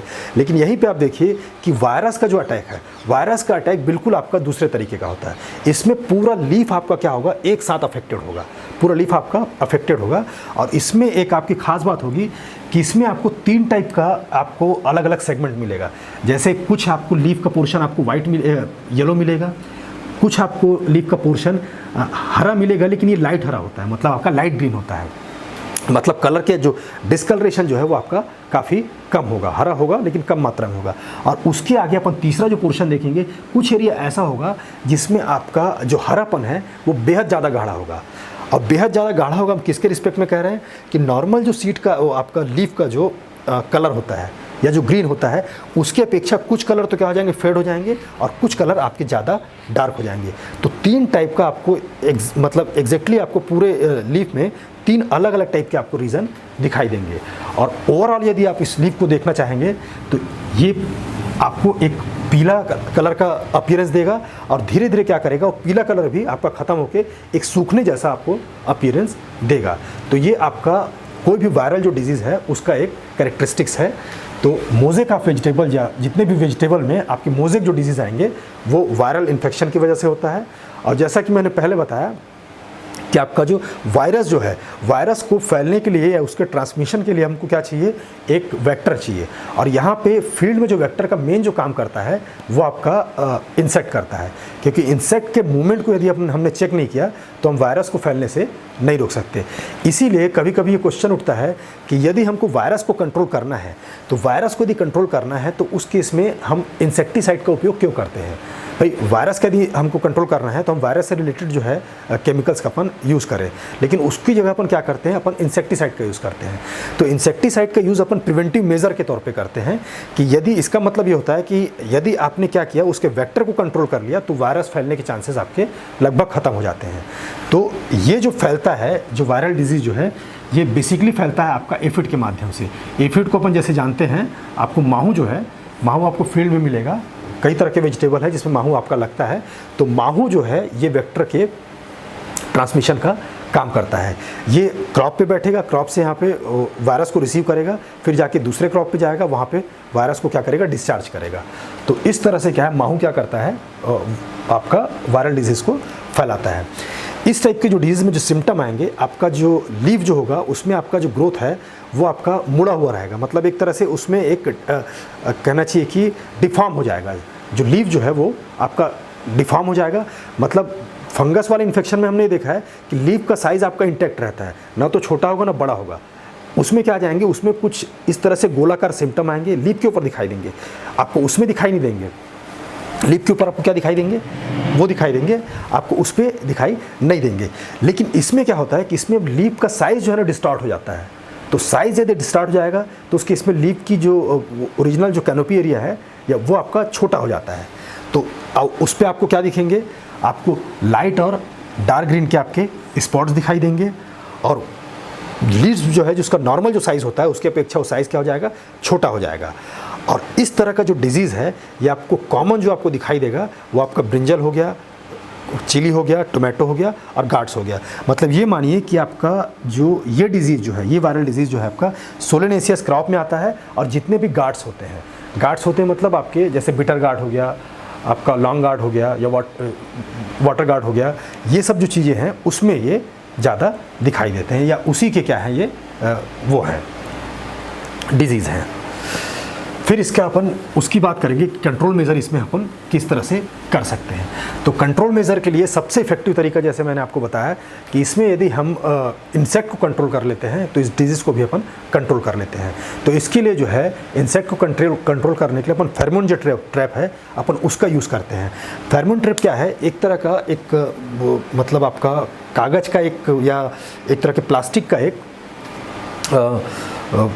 रेक्टेंगुलर आपका सीट रहता है, जिसमें अपन कुछ इस तरह के केमिकल यूज़ करते हैं जो कि इंसेक्ट को अट्रैक्ट करते हैं, जो कि इनके सेक्सुअल बायोलॉजी से क्या होते हैं, रिलेटेड होते हैं, और वो इंसेक्ट को क्या करते हैं, अट्रैक्ट करते हैं। तो उसको प्लांट फील्ड पे लगाने पे इंसेक्ट क्या है उस फेरोमोन की वजह से क्या करते हैं कि उसकी ओर अट्रैक्ट हो जाते हैं। और वहाँ पे हम क्या करते हैं कि उस पर एक ऐसा लेप लगा के रखते हैं जो इंसेक्ट को, जैसे ही इंसेक्ट वहाँ पे पहुँचता है वहाँ पे चिपक जाता है, मतलब चिपकाने वाला एक तरह का उसमें केमिकल लगा होता है।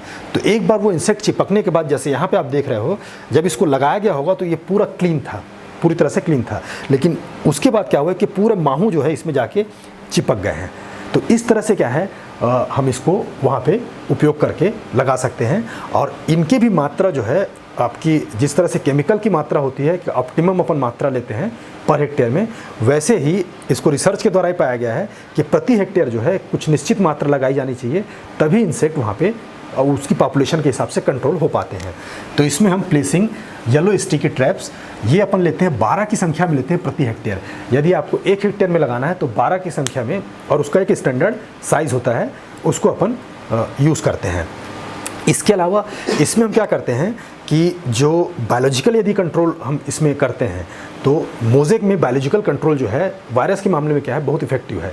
तो इसमें हम उस तरह के क्रॉप को अपन लगाते हैं जिसका होस्ट जो है, जिसका मतलब वायरस का जो दूसरा जो होस्ट होता है, अपन उस टाइप की क्रॉप लगाते हैं। तो इस केस में अपन क्या कर सकते हैं, जैसे सीरियल्स क्रॉप हो गए, उसको अपन ने क्या किया कि जो हमने अपने वेजिटेबल क्रॉप लगाया है उसके चारों ओर इसको लगा सकते हैं। जैसे हमने 2 रोज़ ऑफ मेज अपन लगा दिए, जबकि 5 रो अपन ने चिली का लगाया, मतलब 5 कतार कहना चाहिए, या पंक्ति जो है हमने यदि चिली का लगाया तो उसके साथ हमने 2 पंक्ति मेज का लगा दिया। तो ऐसे केसेस में वायरस का जो अटैक है वो मेज के ऊपर आएगा और चिली उससे बचा हुआ रहेगा, क्योंकि इसका जो प्राइमरी ऑब्जेक्ट जो है वो प्राइमरी आपका मतलब आपका होस्ट जो होता है वो आपका मेज होता है। तो ये मेज के ऊपर पहले अटैक करेगा, उसके बाद ही इसके ऊपर अटैक करेगा। इसके अलावा यदि मेज की जगह यदि सोरगम भी लगाया जाए तो भी इसका उपयोग हम मतलब उसको अपन ये कर सकते हैं। और तीसरा, यदि आपका माहू फिर भी कंट्रोल नहीं हो रहा है और यदि हम उसको केमिकल कंट्रोल करना चाह रहे हैं तो माहू के लिए अपन एमिडाक्लोरोपिड जो उपयोग करते हैं उस इंसेक्टिसाइड का उपयोग करते हैं, ताकि माहू का प्रकोप जो है फील्ड पे कम हो जाए, जिसकी मात्रा हम लेते हैं आपका 0.5 मिलीलीटर प्रति लीटर उपयोग करते हैं। नेक्स्ट, अब दूसरा जो वायरल डिजीज़ है आपका वो है आपका leaf curl of vegetable. Leaf curl of vegetable भी कई वेजिटेबल्स में आपका आता है, और इसका जो सबसे मतलब जो प्रोमिनेंट जो सिम्टम है वो ये है कि इसमें जो लीव्स जो होते हैं वो आपके कप के साइज़ के हो जाते हैं। मतलब लीव्स क्या करेगा, ऊपर के डायरेक्शन में जाके क्या करेगा, अपने आप को मोड़ लेगा और एक तरह से कप का डायरेक्शन क्रिएट कर लेगा। मतलब उसके अंदर आप यदि पानी डालते हैं तो पानी वहाँ पे लीफ में रुक जाएगा। तो ये इसका एक प्रोमिनेंट सबसे बड़ा, यदि इस तरह की संरचना आपको क्रॉप में या क्रॉप के लीफ में दिखाई दे रही है तो वो वायरल डिजीज़ है, और उस डिजीज़ का जो नाम है आपका लीफ कर्ल है। यहीं से इसका नाम भी यहाँ है कि लीफ को क्या करता है, एक तरह का कर्ल कर देता है और वो कप के साइज़ में उसको ट्रांसफॉर्म कर देता है, तो इसको अपन लीफ कर्ल ऑफ वेजिटेबल बोलते हैं। अब जैसा कि वायरल डिजीज़ में आपको बताया कि वायरल डिजीज़ में सबसे मेन चीज़ है आपका वेक्टर, तो इसमें जो ट्रांसमिट करने का काम करता है ये वाइट फ्लाई करता है। जैसे पिछले मोज़ेक में हमने ये देखा था कि वो माहू उस चीज़ को क्या कर रहा है कि ट्रांसमिट कर रहा है, तो उसमें माहू को रोकने के लिए हमने क्या किया था, कंट्रोल मेजर किया था और उस तरह का केमिकल यूज़ किया था। तो सेम यहाँ पे क्या है, वाइट फ्लाई जो है ये इसके ट्रांसमीटर या एजेंट का काम करती है। तो ऐसे केस में हम वाइट फ्लाई को यदि कंट्रोल कर लिए तो हम इसको कंट्रोल लीफ कर्ल को कर सकते हैं। अब इसका जो सिम्टम है ये मार्जिन से क्या हो जाएंगे, कर्ल हो जाएंगे। जो ये मार्जिन आपका ये वाला एरिया जो है वहाँ से क्या है, ये कर्ल हो जाएंगे और ऊपर की तरफ वो चले जाएंगे और एक तरह से कप लाइक जो है अपीयरेंस प्रोवाइड करते हैं। लीफ कर्ल में कप लाइक जो अपीयरेंस है आपको दिखाई देता है और इनका साइज़ जो है, साइज़ आपका छोटा हो जाएगा और कलर भी आपका धीरे धीरे पीला होना स्टार्ट हो जाएगा। जैसे यहाँ पे देख रहे हैं, जो आपका पत्ती जो ऊपर हुआ है, जो इसका मार्जिन ऊपर हुआ है वो धीरे धीरे पीला होना स्टार्ट हो गया और धीरे धीरे क्या होता है, ये क्या होगा, लास्ट में जाके इस तरह के फॉर्म में कन्वर्ट हो जाएंगे। जब वायरस का इन्फेक्शन आपका ज़्यादा होगा तो उस केस में इस तरह के स्ट्रक्चर में वो दिखाई देंगे और तब क्या होगा कि कप जैसी संरचना धीरे धीरे ढीली होने लगती है, कप भी क्या हो जाने लगेगा, हटने लगेगा। तो और इनके वेंस जो है, बीच के जो आपके वेंस होंगे वो भी पीले कलर के आपके हो जाते हैं। तो मतलब एक तरह से कहना चाहिए कि पूरी तरह से जो लीव्स है और उसका पूरा सिस्टम जो है वो डिस्टॉर्ट हो जाता है और ग्रोथ जो है आपका स्टंट हो जाता है या इस तरह का अपीयरेंस आपको दिखाई देता है। Next sir. अब चूंकि ये आपका ये किस में ज़्यादा फैलते हैं, तो ये आपका टोमेटो और चिली में सबसे ज़्यादा आते हैं, या इनका कहना चाहिए कि वायरस का जो मोस्ट आपका वायरस जो है, वायरस का जो सबसे कहना चाहिए कि फेवरेट जो आपकी प्लांट है जिसमें इनका अटैक ज़्यादा होता है वो आपका टोमेटो और चिली है। यहाँ पे ब्रिंजल को भी एक तरह से, ब्रिंजल में भी चीज़ आता है लेकिन ब्रिंजल में इसका प्रकोप उतना दिखाई नहीं देता जितना आपको टोमेटो और चिली में दिखाई देगा। जैसे यहाँ पे देखिए टोमेटो का लीफ है, इसमें लीफ कर्ल का अटैक अभी स्टार्ट हुआ है। यदि इसको अभी कंट्रोल किया जाए तो वायरस इससे ख़त्म हो जाएगा और लीफ अपना प्रॉपर जो है आकार जो है वो अभी सेफ ग्रहण कर लेगी। ये शुरू का सिम्टम है जब ये कर्ल धीरे धीरे होना स्टार्ट हुआ है। अभी भी इसके फोटोसिंथेसिस वाला एरिया जो है अभी काफ़ी बचा हुआ है। अभी इस केस में यदि इसका कंट्रोल कर लिया जाए तो इससे बचा जा सकता है। अब इसमें जो हम यूज़ करते हैं, चूँकि वायरस से फैलता है, तो सबसे पहले तो नर्सरी, जैसे हम जानते हैं कि टमाटर और चिली ये हम नर्सरी में उगाते हैं।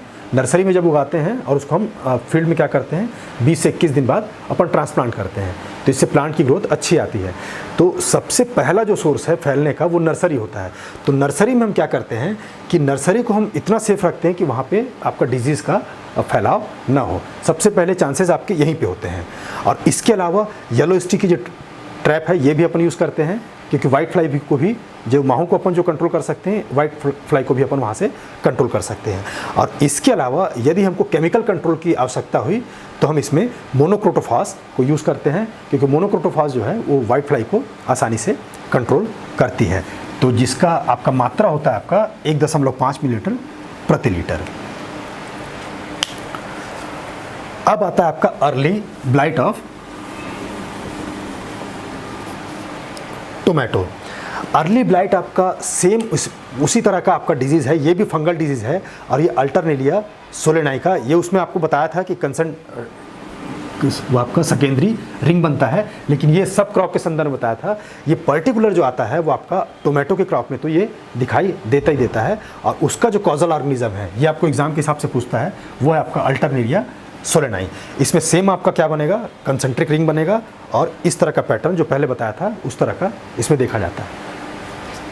तो टोमेटो क्रॉप में ये अर्ली ब्लाइट के नाम से भी जाना जाता है, तो इसको आप ध्यान रखिएगा।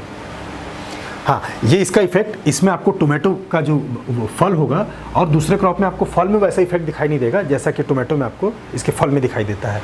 फल में भी देखिए आपका ये इस तरह का रिंग आपका फॉर्म हुआ है और ये रिंग इस तरह का स्ट्रक्चर लिया हुआ ये होता है। अब इस तरह के टमाटर को यदि बाज़ार में बेचने जाएंगे तो इसकी मार्केट वैल्यू काफ़ी कम हो जाती है। हालांकि इसके उसमें फैलाव जो है बहुत ज़्यादा नहीं होता, लेकिन फिर भी इसकी मार्केट वैल्यू ये कम करता है। और ये आपका जो बेसिकली जो है इसका जो फेवरेबल कंडीशन होता है, जब मॉइस्चर आपका ज़्यादा होगा, मॉइस्चर ज़्यादा है और गर्मी का मौसम ज़्यादा है, तो उस दौरान क्या होता है कि फील्ड की जो आर्द्रता है वो आपकी ज़्यादा हो जाती है। अब फील्ड की आर्द्रता जब ज़्यादा होगी तो उतना ही तेज़ी से क्या है ये वायरस तेज़ी से फैलता है, मतलब सॉरी वायरस बोल रहा हूँ, उतना ही तेज़ी से क्या है ये फंगस जो है आपका तेज़ी से फैलता है। इसके लिए जैसा उस समय बताया था कि हम इसको मैनकोजेब के द्वारा हम इसको आसानी से कंट्रोल कर सकते हैं। लेकिन मैनकोजेब इसके अलावा भी कई ये हैं आपके, मैनकोजेब हो गया और आपका कॉपर ऑक्सी क्लोराइड, ये हमने उस समय बताया था। यहाँ पे बताने का मतलब ये है कि आपका ये फ्रूट में भी इसका इफेक्ट आएगा और प्लांट में इसको अर्ली ब्लाइट के नाम से जाना जाता है। फिर आता है late blight of tomato. Late blight जो है ये भी आपका एक तरह का फंगल डिजीज़ है और ये इसका जो कॉजल ऑर्गेनिज्म होता है ये फाइटोप्थोरा स्पीसीज़ या पर्टिकुलर टोमेटो की अपन बात करें तो फाइटोप्थोरा इन्फेस्टेंस के नाम से ये इसका कॉजल ऑर्गेनिज्म होता है। इसमें क्या होगा कि इसका लीव्स जो है इसमें जो लेट ब्लाइट है, लेट ब्लाइट आपके सारे पार्ट को अफेक्ट करता है। ये आपका फ्रूट भी हो गया, स्टेम भी हो गया या फिर आपका लीफ हो गया, सबको क्या है एक समान रूप से अटैक करता है। लेकिन पहला जो अटैक आपको दिखाई देगा ये लीफ के थ्रू दिखाई देगा। लीफ में क्या होगा कि आपके लीजन्स आपके दिखाई देंगे या घाव आपका दिखाई देगा, जो कि धीरे धीरे क्या होगा पर्पल ब्राउन कलर का होगा। शुरू में क्या दिखाई देगा यहाँ पे तो क्लियर नहीं हो रहा है, लेकिन पर्पल ब्राउन कलर का दिखाई देगा। फिर लास्ट में जब ये इसका इन्फेक्शन आपका बढ़ेगा तो ये ग्रे कलर का दिखाई देने लगेगा। और ग्रे कलर के स्टेज में आने के बाद इसमें मतलब वो पार्ट को अपन कंट्रोल नहीं कर सकते, तो ज़्यादा बेहतर होता है कि जिस पार्ट में इसने अपना इफेक्ट डाला है या जो पत्ते इससे ग्रसित है उस पत्ती को क्या करते हैं कि अपन तोड़ के अपन फेंक देते हैं, या फिर जिस स्टेम में इसका प्रभाव आया है उसको अपन क्या करेंगे अलग करके फील्ड से बाहर कर देंगे। हाँ, ये भी आपका जो डिजीज़ है वो आपका ह्यूमिड कंडीशन में आपका ज़्यादा तेज़ी से फैलता है। तो ह्यूमिड कंडीशन का तो मतलब ये है कि ज़्यादातर जो रोग का जो विकास है वो आपका जब आपका इरिगेशन होगा या मॉइस्चर आपका ज़्यादा है और टेम्परेचर आपका ज़्यादा हुआ तो वो एक ऐसा एनवायरनमेंट क्रिएट करता है जिसमें ज़्यादातर रोग के लिए ये फेवरेबल होता है और इसमें सारे फंगस हो गए, वायरल डिजीज़ हो गए, ये सब तेज़ी से फैलते हैं। लेट ब्लाइट में इसका कैरेक्टरिस्टिक और ये भी देखा जाता है कि ये आपका टमाटर का जो वो रहेगा उसमें इस तरह का आपका पैटर्न दिखाई देगा। इसमें आपका पूरा जो टमाटर का पोर्शन है देखिए आप कि पूरी तरह से क्या है अफेक्टेड है। मतलब ये आपके इनिशियल स्टेज में तो आता ही आता है, टमाटर जब पकने वाला है उस स्टेज में भी आपको दिखाई देगा। मतलब जो छोटे फ्रूट है उसमें भी दिखाई देते हैं और जो बड़े फ्रूट हैं उसमें भी आपके दिखाई देंगे। मतलब ऐसा नहीं है कि आपका टमाटर यदि छोटा सा यदि बड़ा हो गया है तो बड़े के साइज़ में वो अफेक्ट नहीं होगा, यदि वो आपका फंगस के कांटेक्ट में आए तो वो भी आपका अफेक्टेड होता है। और ऐसे केस में पूरी तरह से वो हो जाते हैं, मतलब छोटे हो जाते हैं। इसमें सबसे बेहतर ये होता है कि आप क्रॉप रोटेशन को यूज़ करिए। यदि क्रॉप रोटेशन यदि आप लगातार यूज़ कर रहे हैं 3 से 4 साल तो उस केस में ये फंगस जो है पूरी तरह से ख़त्म हो जाता है। और यदि आपको तुरंत उस समय यूज़ करना है या तुरंत फील्ड में उसको कंट्रोल करना है तो कैप्टॉन नाम का हम फंजीसाइड इसमें यूज़ करते हैं। जैसे यहाँ पे आपने देखा कि बैक्टीरियल विल्ट ऑफ टोमेटो, तो यहाँ पे हमने अभी विल्ट के बारे में पढ़ा था जो कि फंगस के द्वारा हो रहा था, और ये जो विल्ट है वो आपका बैक्टीरिया के द्वारा होता है। लेकिन इसके भी सिम्टम आपके सेम होंगे। इसमें भी पौधा आपका मुरझा जाएगा और जब इसका स्टेम काट के देखेंगे तो इसका जो वस्कुलर जो बंडल्स हैं वो आपके अफेक्टेड होंगे। इसमें जो है आपका जो या बैक्टीरियल विल्ट की खास बात होती है कि यंग सीडलिंग की स्टेज में ये आता है। ये एग्जाम में क्वेश्चन आता है कि यंग सीडलिंग के स्टेज में आने वाला कौन सा रोग है, तो आपका बैक्टीरियल विल्ट जो है टमाटर का आपका यंग सीडलिंग के स्टेज में आने वाला एक प्रोमिनेंट रोग है जो कि दिखाई देता ही है। उस केस में क्या होता है कि जो यंग सीडलिंग होंगे जो हम नर्सरी में लगाते हैं उसमें क्या होगा आपका लीफ जो है कर्ल हो जाएगा और धीरे धीरे क्या करेगा वो मुरझाना चालू हो जाएगा। और यदि उसको फेवरेबल कंडीशन सॉइल पे मिलती है तो दूसरे जो उनको क्रॉप को ये तेज़ी से फैलाता है। और तेज़ी से फैलाने का इसका जो सोर्स है वो आपका इसमें भी सेम है कि आपका इरिगेशन वाटर के माध्यम से या फिर फार्म इम्प्लीमेंट के माध्यम से ये उसको फैलाता है। यहाँ पे जैसे हम लोग देख रहे हैं कि जैसा आपने पहला सिम्टम देखा कि उसमें पत्तियाँ जो है वो मुरझा गई हैं, और यहाँ पे जब इसको अपन ब्रेक करेंगे, काटेंगे, तो यदि ये स्वस्थ प्लांट होता तो इसमें पूरा ये वाइट कलर का, या एक तरह से कहना चाहिए कि मिल्क की जो कलर का इसका सैप दिखाई देना चाहिए, लेकिन यहाँ पे पूरे ब्राउन कलर का हो गया है। मतलब ये कहिए कि यहाँ से ये प्लांट से जड़ के माध्यम से ये ऊपर की ओर वे वाटर का जो संवहन करने में ये असमर्थ हो गया है। तो मतलब आप समझ सकते हैं कि जब वाटर का आपका संवहन नहीं होगा, फूड का ट्रांसपोर्टेशन नहीं होगा, तो इस केस में पौधे का सर्वाइव करना असंभव है। और जब इसको काटेंगे तो इसके साथ एक और दिखता है कि इसके साथ आपके कुछ रस टाइप के निकलते हैं, जिसमें आपके पूरे बैक्टीरिया जो हैं वो आपके दिखाई देंगे। इस रस को ले जाके जब हम स्लाइड पे जब हम देखेंगे तो उसमें आपको बैक्टीरिया का स्ट्रक्चर आपको दिखाई देता है। इसका जो कंट्रोल जो मेज़र है, चूँकि ये बैक्टीरिया है तो बैक्टीरिया में हम अब फंजीसाइड वगैरह का यूज़ नहीं करते। एक आपका केमिकल जैसे आता है एग्रीमाइसिन, उसका हम उपयोग करते हैं, या फिर बैक्टीरियल विल्ट में हम क्रॉप रोटेशन का भी उपयोग करते हैं। तो बैक्टीरिसाइड जो है उसका जो अपन उपयोग करते हैं वो आपका 0.1 ग्राम प्रति लीटर अपन यूज़ करते हैं, और ये 10 दिन के अंतराल में हम 3 बार उसका उपयोग करते हैं। तो उस केस में विल्ट का प्रकोप कम हो जाता है। फिर आता है आपका fruit rot and dieback of chilli. ये एक तरह का फंगल डिजीज़ है जो कि आपका चिली में दिखाई देता है, और इसका जो कॉजल ऑर्गेनिज्म है आपका कोलेटोट्राइकम कैप्सिकी है। इसमें आपके जो पर्टिकुलर आपका जो चिली में जो जिस तरह का सिम्टम आपको दिखाई देता है कि इसमें जो पत्तियां जो होंगी वो आपकी गिर जाएंगी, आपके फ्लावर जो हैं अर्ली स्टेज में आपके गिरने स्टार्ट हो जाएंगे, और ये प्लांट जो है आपका जो चूँकि फ्लावर्स गिरेगा या फ्लावर्स अर्ली स्टेज में गिर जाता है तो उसके फ्रूट्स की जो कैपेसिटी है, फ्रूट्स की संख्या आपकी ऑटोमेटिक कम हो जाती है। तो इस तरह का जिसमें फ्रूट रॉट या डाईबैक डिजीज़ आएगा तो उसमें फ्रूट लगने की संख्या काफ़ी कम हो जाती है, फ्रूट आना कम हो जाता है। तो उसका मेन कारण यह है कि इसमें सबसे पहले क्या होता है कि फ्लावर्स जो है फ्लावर के ऊपर अटैक करता है, और फ्लावर तेज़ी से इसमें झड़ते हैं। क्योंकि फ्लावर्स आपके तेज़ी से झड़ेंगे तो वो फ्रूट आपका नहीं ले पाएगा, और फ्रूट नहीं ले पाएगा तो अल्टीमेटली क्या होगा कि आपका प्रोडक्शन नहीं होगा।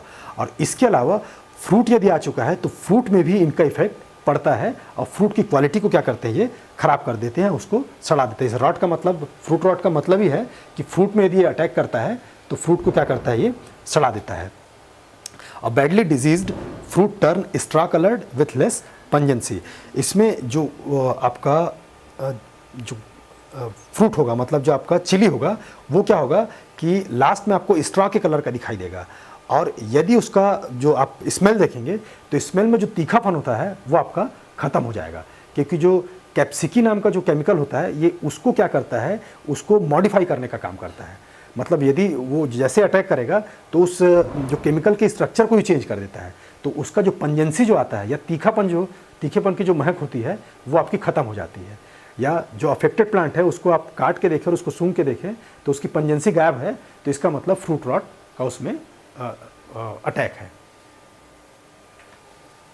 इसके लिए भी हम थीरम या फिर कैप्टान का अपन यूज़ करते हैं। तो कैप्टान का आपने पहले दिखाया था, वैसे ये थीरम जो है बाज़ार में मिलता है, 80% आपका वेटेबल पाउडर होता है, तो इसका हम उपयोग कर सकते हैं, इसका सीप ट्रीटमेंट कर सकते हैं। या फिर मेनकोजेब जो है वो 2 मिलीलीटर आपका या 2 ग्राम प्रति लीटर अपन इसका उपयोग कर सकते हैं। फिर आता है पाउडरी मिल्ड्यू ऑफ चिली। मतलब पाउडरी मिल्ड्यू आपको पहले भी मैंने बताया था कि इसमें एक तरह से जिसको हम बोलते हैं सफ़ेद चूर्णी रोग कहते हैं, तो ये चिली में भी दिखाई देता है। इसमें क्या होता है कि जो चिली का जो आपका लीफ है वो लीफ के सरफेस में धीरे धीरे क्या होगा कि पूरे पाउडर जैसे हल्के हल्के ग्रोथ आपको दिखाई देंगे, और जब आप उसके रगड़ के या फिर उसमें जो पत्ती जो है पत्ती में आप रगड़ के हाथ पर देखेंगे तो एक हल्का सा पाउडर के जैसा आपको स्ट्रक्चर दिखाई देगा। तो वो पाउडर नहीं होता है, एक्चुअली क्या होता है कि फंगल डिजीज़ है, तो जो फंगस जो अपना माइसीलियम बनाता है, माइसीलियम मतलब एक तरह से कहना चाहिए कि वो जो फंगस के द्वारा बनाया गया जाल, वो मतलब पूरे क्रॉप की फिजियोलॉजी को कंट्रोल करने के लिए या फूड मटेरियल प्राप्त करने के लिए वो क्या करता है, एक तरह का पूरा जाल बनाता है जो कि पूरे क्रॉप में क्या है धीरे धीरे फैल जाते हैं। तो उसी को क्या कहते हैं, हम माइसीलियम कहते हैं। तो वो ये जो वाइट पाउडर जो दिखाई दे रहा है वो उस पर्टिकुलर फंगस के माइसीलियम है। और कोई भी फंगस जो कि आप स्टडी करोगे या अलग अलग टाइप के आप फंगस देखोगे तो फंगस का ये आपका एक डेफिनेट आपका पिक्यूलर कैरेक्टरिस्टिक्स होता है कि वो माइसीलियम को बनाता ही है, माइसीलियम की वृद्धि करता है। इसी माइसीलियम के माध्यम से क्या करेगा, वो जिस होस्ट प्लांट में आएगा उसको किल करता है। तो जैसे आप यहाँ पे देख रहे हैं, इसके जो वेन्स के बीच में आपके पूरे आपके वाइट कलर के पाउडर्स दिखाई दे रहे हैं। तो ये एक तरह का पाउडरी मिल्ड्यू ऑफ चिली जो है वो फंगल डिजीज़ है, और उसमें वाइट पाउडरी जो ग्रोथ आपको दिखाई देगा, ये लोअर साइड पे भी दिखाई देता है, अपर साइड पे दिखाई देता है। आपको शुरू में अपर साइड्स पे दिखाई देगा, फिर बाद में जब इन्फेक्शन इसका ज़्यादा होगा और लोअर साइड पे देखेंगे तो वहाँ पे भी आपको इसका इन्फेक्शन दिखाई देगा। ऐसे ही एक डिजीज़ होता है आपका डाउनी मिल्ड्यू। तो डाउनी मिल्ड्यू और पाउडरी मिल्ड्यू में एक खास बात है कि डाउनी मिल्ड्यू का सिम्टम जो है वो लीफ के नीचे की ओर दिखाई देता है, जबकि पाउडरी मिल्ड्यू का सिम्टम आपका ऊपर के ऊपर भी दिखाई देगा और नीचे की ओर भी आपका दिखाई देगा। और जब इसका इन्फेक्शन जब ज़्यादा बढ़ जाता है तो पूरे पाउडर से ये कवर कर लेगा, और जो लीव्स जो है वो आपके गिरने स्टार्ट हो जाएंगे। लीव्स गिरने स्टार्ट हो जाएंगे तो अल्टीमेटली उसका फर्क फ्रूट पे आएगा। तो फ्रूट का साइज भी जो है वो आपका छोटा होगा और उसका ग्रोथ जो है स्टंट हो जाएगा। इसके लिए पाउडरी मिल्ड्यू जहाँ पे भी अपन यूज़ करते हैं तो उसके लिए सबसे पहले हम यूज़ करते हैं कि आपका यदि सल्फ़र के थ्रू ये ट्रीटमेंट इसका हो जाता है तो अपन इसका उपयोग करते हैं कि सल्फ़र में खासकर पाउडरी मिल्ड्यू के जो फंगस है उसको किल करने की कैपेबिलिटी पाई जाती है। ये उसके माइसीलियम की ग्रोथ को क्या करता है, कम कर देता है, ख़त्म कर देता है। तो सबसे पहले तो अपन क्या करते हैं कि वेटेबल जो सल्फ़र है उसका उपयोग करते हैं, जिसकी मात्रा 3 ग्राम प्रति लीटर हम उपयोग कर सकते हैं।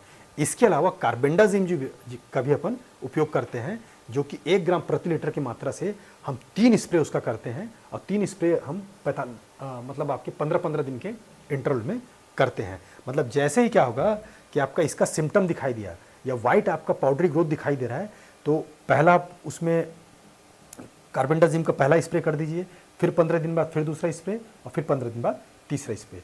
तो ये ऐसा लगातार करने पे क्या होगा कि पाउडरी मिल्ड्यू पूरी तरह से कंट्रोल हो जाता है। अब नेक्स्ट है आपका bacterial leaf spot of chilli. तो जैसा कि आपको यहाँ पे दिया है, उस समय हमने लीफ स्पॉट पढ़ा था।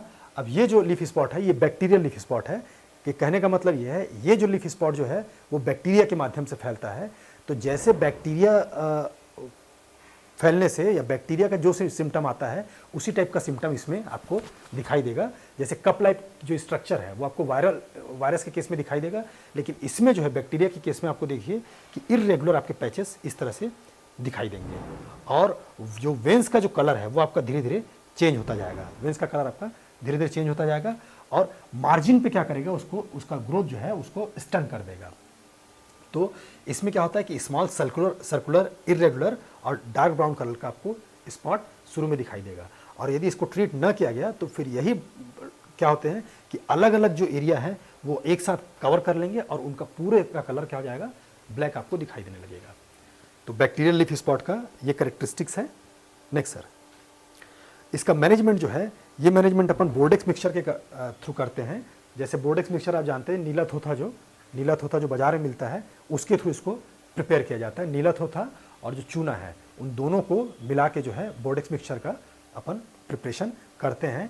इसके अलावा बाज़ार में भी इसका जो प्रिपेयर्ड जो फार्मूलेशन है वो भी आपको मिलता है। तो इसको मैनेज करने के लिए हम फील्ड सैनिटेशन करते हैं, मतलब जितने भी आपके इन्फेक्टेड प्लांट्स वगैरह होंगे उनके प्लांट पार्ट्स जो नीचे गिरे हुए हैं वो सब साफ़ सुथरे होने चाहिए, वो सबको अपन हटा दें, और सीडलिंग को हम बोर्डेक्स मिक्सचर के थ्रू क्या करें कि हम उसका स्प्रे करें। तो इस केस में उसका जो इफेक्ट है आपका कम हो जाता है।